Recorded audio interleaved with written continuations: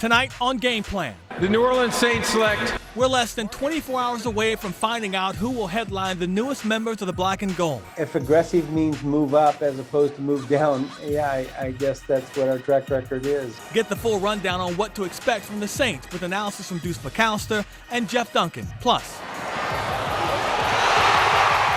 Jamar Chase figures to be the 12th top 10 pick from the greater New Orleans area, and Devontae Smith could be the 13th. We'll tell you all the names to look out for as the Boot sends another stellar class to the league. It's all on this special draft edition of Game Plan, and we're on the clock, starting right now. From Fox 8 Sports, this is Draft Game Plan, sponsored by Go Auto Insurance. The wait is just about over. In less than 24 hours, the NFL Draft will commence, and the Saints need an impact class.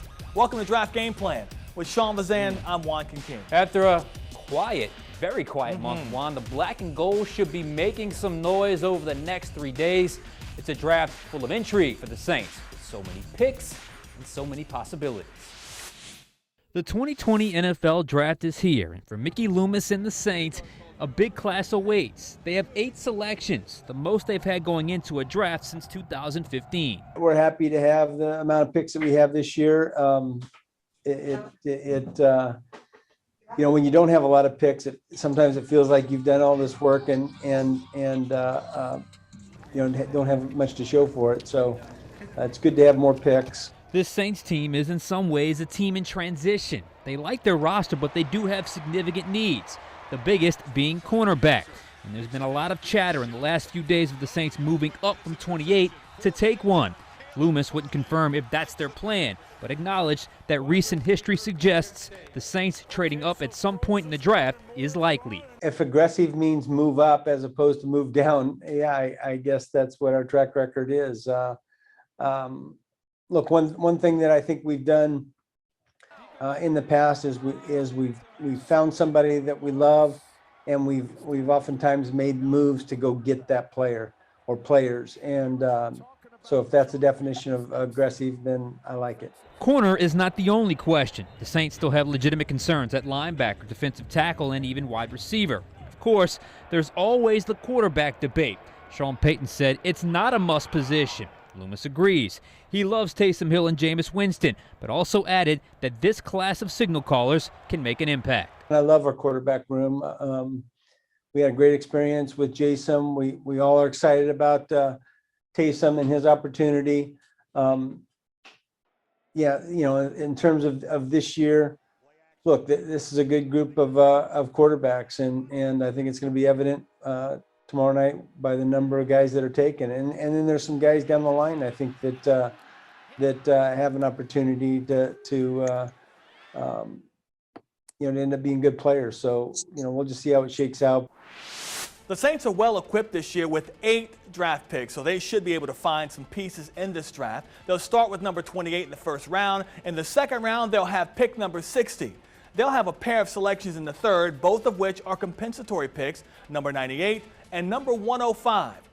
Pick number 133 will be there in the fourth round, another compensatory pick in the sixth at 218, and they'll have a couple of seventh-round selections. Number 229 comes over from Jacksonville in the Malcolm Brown trade, and their final pick of the night at 255. All right, we want to bring in our Fox 8 Saints analyst, Deuce McAllister. Nice to see him again. Deuce, Sean Payton emphasized about a week ago that cornerback is a priority.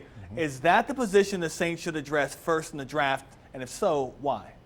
Well, I think it's a priority, but at the same time, I think that you don't want to reach and put yourself in a position where you're just looking to get a particular player. I mean, it's going to really depend on how this draft board unfolds. There's speculation. Obviously, we feel pretty good about those first 2 picks. The third pick, we feel like it will be a quarterback. And then you just kind of start to see, all right, what are the needs of this team? What will Atlanta do? Will they take Pitts? Will they trade that pick? Will they take a quarterback? And so now you start to see maybe some of those priority needs that the Saints have start to kind of fall to them. So I'm okay if they take that player in the first round. If they don't like that player in the first round, I think there's a need also for a linebacker. Yeah, there obviously is a need at linebacker. But in terms of the cornerback position, Sean Payton mentioned that right away when we asked him about it at the Zurich Classic. That corner was a position that they must address. So I believe it's going to happen within the first 2 rounds. It's too vulnerable of a position to not have one. You can get by with maybe an average guard or an average linebacker, but you cannot get by with the hole at the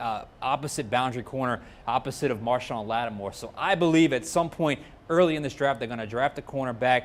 And I also believe if they got to trade up to get there in the first round, that's a route they could take. We heard Mickey Loomis today, Sean, say best player available is always what they look at. But how do you weigh biggest need versus best player available at number 28? And I imagine hoping that the best player is one of your top 2 needs? I mean, what you have to do, you do what you have to do. I mean, if they stay at 28, I could see the situation where that best player BPA model comes into play. I still think it's best player available if they move up and get a cornerback, but in that situation, it's the best of both worlds. As you say, Juan, you're moving up, you're getting a position of need, and in that case, it would be best player available. But it's all about how, like Deuce said, all about how the board shakes out. We'll see how it goes. It's supposed to be an offensive run early, so hopefully that pushes some quality defensive players back, and it gets within the Saints in striking distance, because as we've seen, they're not afraid to move up and get the guy they want. Is it a balancing act, Deuce? Well, I think it's a balancing act, but also you have to remember there are probably 4 or 5 guys that are ranked right there together. So when you think of best player available, it's just not one individual player. It's a group of players, and it's really based off of position need of what they have to fulfill. And so that's what you really have to remember. So don't necessarily fall in love with, hey, it's best player available, and it's just one guy that we really have to have. It's probably 4 or 5 guys that they're looking at that, hey, look, if this unfolds or if this guy is there, out of these 4 or 5 guys, he's our best player available. One thing Mickey did admit today is that it is an offense-heavy draft early on in this draft.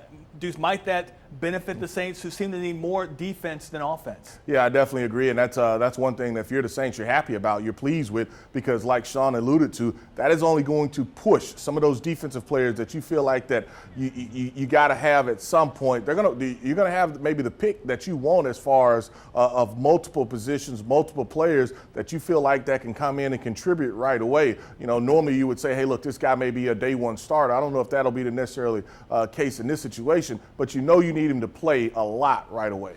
Absolutely. It's a good time to be in the market for some defensive help with this draft, because there are some quality defensive players, but early on it's going to be offensive heavy, as I mentioned earlier. Most sort of the experts seem to think that, and it's going to be some quality football players getting pushed back into the teens, early 20s, and the Saints are at that tricky spot at 28. Are you already through your first-round graded players at 28? You're already on to your second-round graded players? So if that is indeed the case, does that force you to go up and get a guy? I keep saying this. I just believe it to be the case. I think the Saints are going to be aggressive to get a player that they think is a highly graded player, but also fills a position of need. And when I say aggressive, I mean go up and get that guy. So let's talk about priority now when it comes to wide receiver, Sean. We know they need a number 2 guy next to Michael Thomas with Emmanuel Sanders moving on. How high of a priority is that, though? Can they wait on that?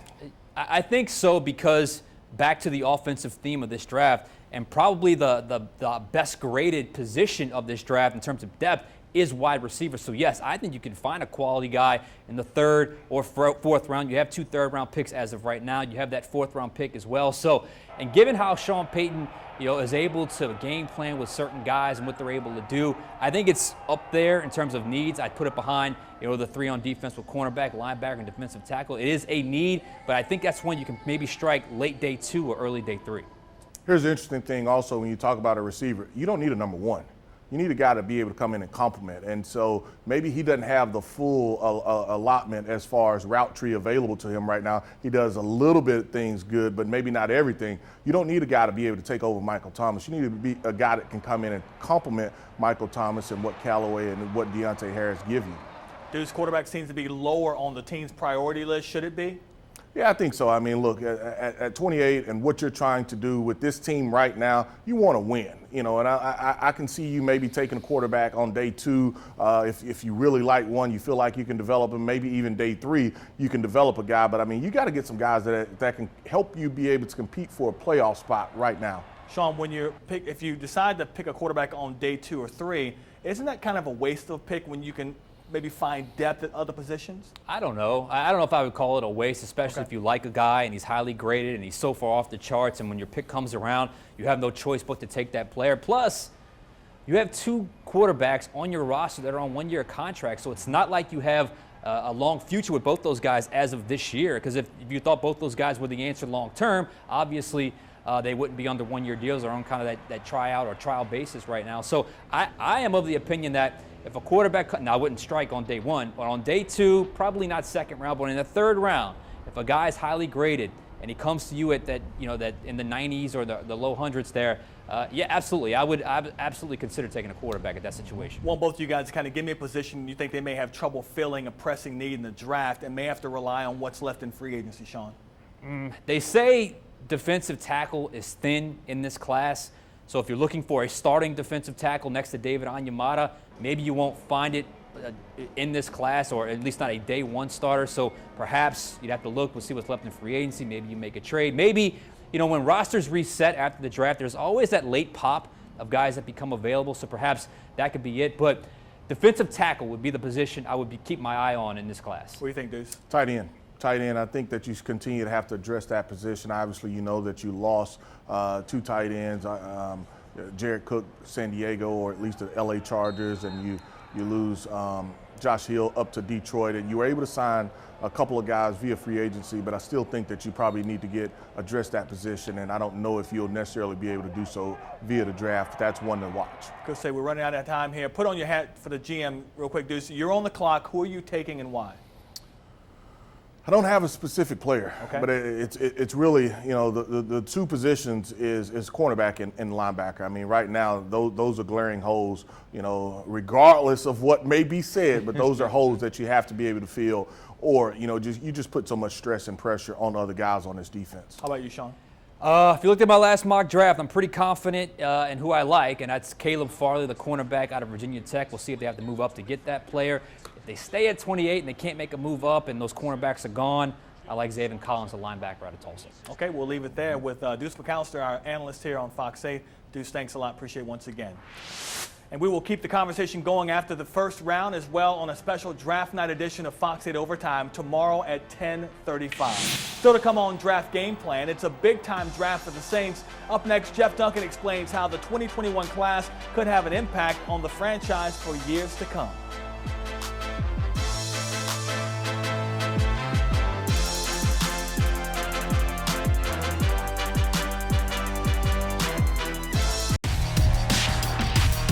You're watching Draft Game Plan, sponsored by Go Auto Insurance.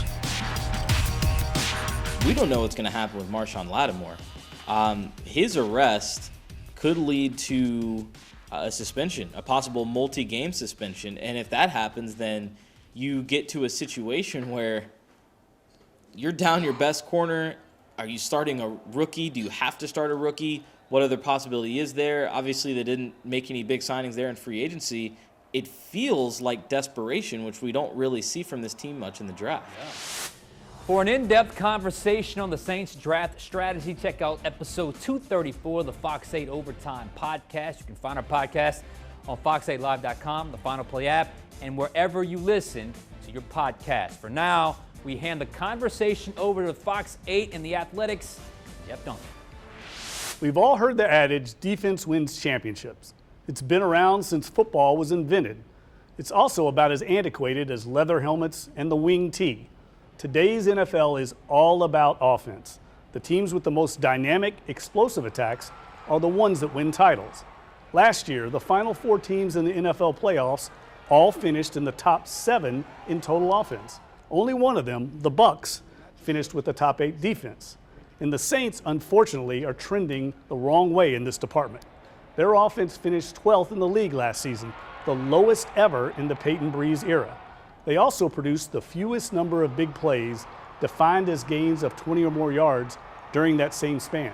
So clearly, the Saints need to add some offensive firepower, and the upcoming NFL draft gives them the perfect vehicle to do so. Make no mistake, cornerback remains this team's most dire need.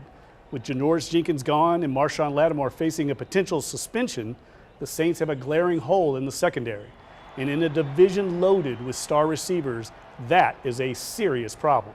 So making a bold move to get a starting quarterback in round 1 makes a lot of sense. But after that, I think the Saints need to think long and hard about adding some juke and juice to the offense. When the Saints have been at their best, they've had versatile playmakers that can take a short game and turn it into a big one. Guys like Reggie Bush, Lance Moore, Darren Sproles, and Brandon Cooks had the speed and elusiveness to make people miss in the open field. In this regard, the position is not as important as the trait. The Saints need offensive weapons, period. Fortunately for them, this draft is loaded with explosive playmakers. As many as 15 receivers are ranked among the top 100 overall prospects. 8 more play running back and tight end.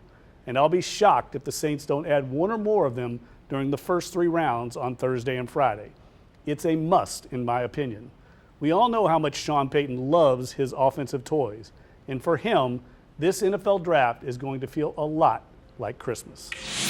Still to come on Game Plan, LSU will once again have a first-round pick in the draft. Up next, why Ja'Marr Chase has all the makings of a star at the next level.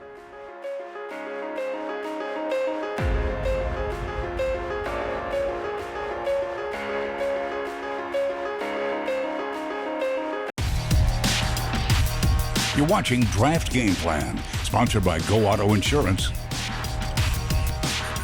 If you've wondered just how many top 10 picks have come from Southeast Louisiana, we've got that list for you.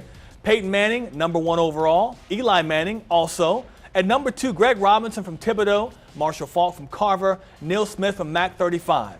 Number 3 overall pick, Tyson Jackson from West St. John. Number 4, Leonard Fournette from St. Aug. Steve Van Buren from Easton was a number 5 pick back in the day. At Hahnville, LaRon Landry was a number 6 overall pick.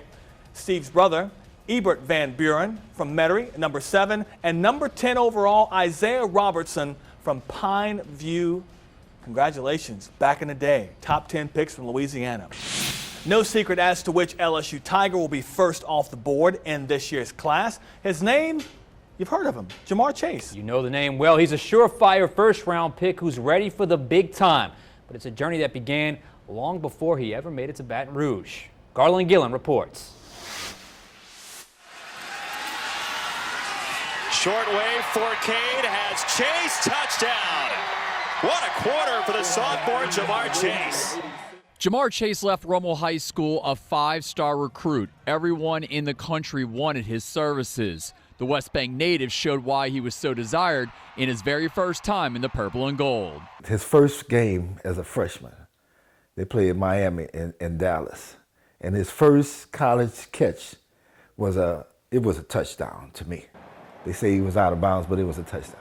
All right, and I was like, this guy is doing this on the biggest stage in the brightest lights, you know, and it just snowballed. It snowballed into a decorated college career that included a national championship in 2019.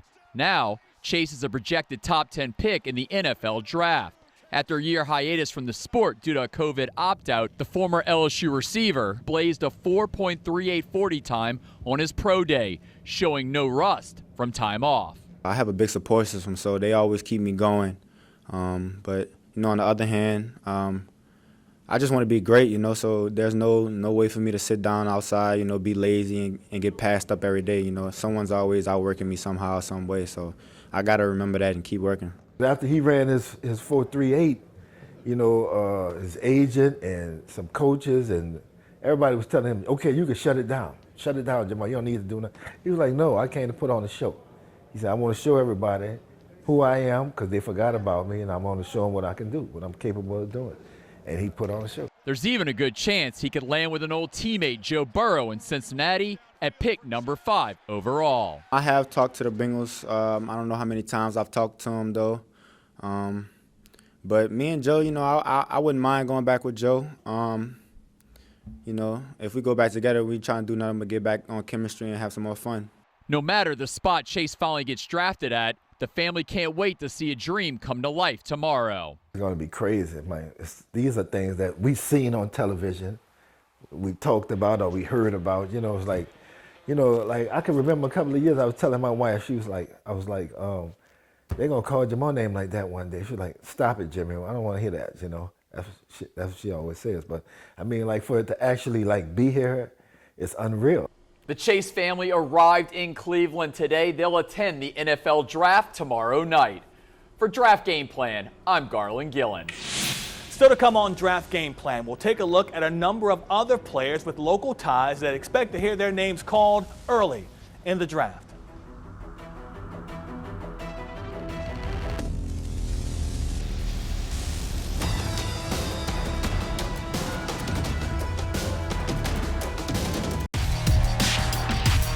You're watching Draft Game Plan, sponsored by Go Auto Insurance.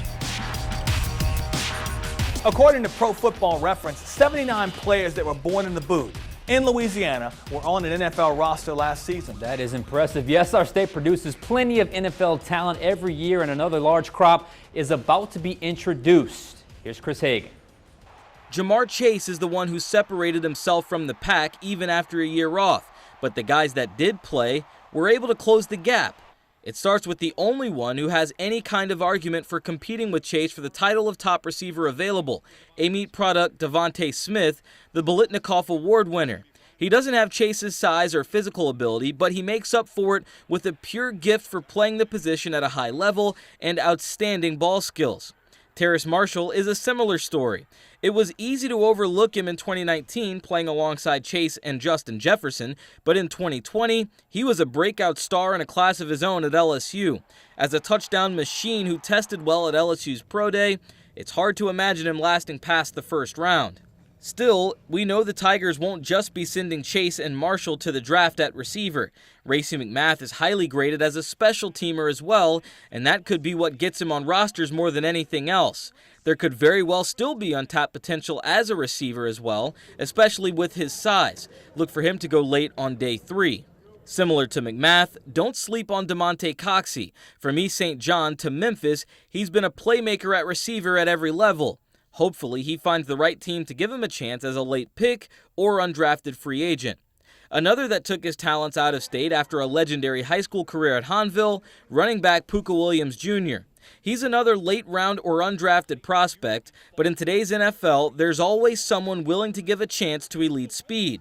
Finally, uptown, you'll find 2 edge rushers that might make a couple of teams very happy in the middle rounds. Tulane's Cameron Sample and Patrick Johnson combined for 35 sacks in their college careers.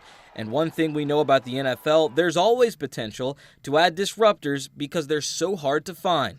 All that being said, though, we're still leaving off a few names like the pair of Ragin' Cajun running backs Elijah Mitchell and Trey Regis, as well as some LSU contributors like Tyler Shelvin, Kerry Vincent, and Jacoby Stevens. Point being, you don't have to look too far to find the Louisiana influence on draft weekend. Back to you. They've got you covered all weekend, no matter where you are, with the Final Play app for Saints selections and the Tiger Huddle app for LSU products heading to new homes. Download them both so you can stay up to speed. That'll do it for us tonight. Thank you for watching Game Plan. Thanks to everyone here at Fox 8 for their contributions. Our next newscast is at 4:30 in the morning. Good night, everyone. See you later. From Fox 8 Sports, this has been Draft Game Plan, sponsored by Go Auto Insurance.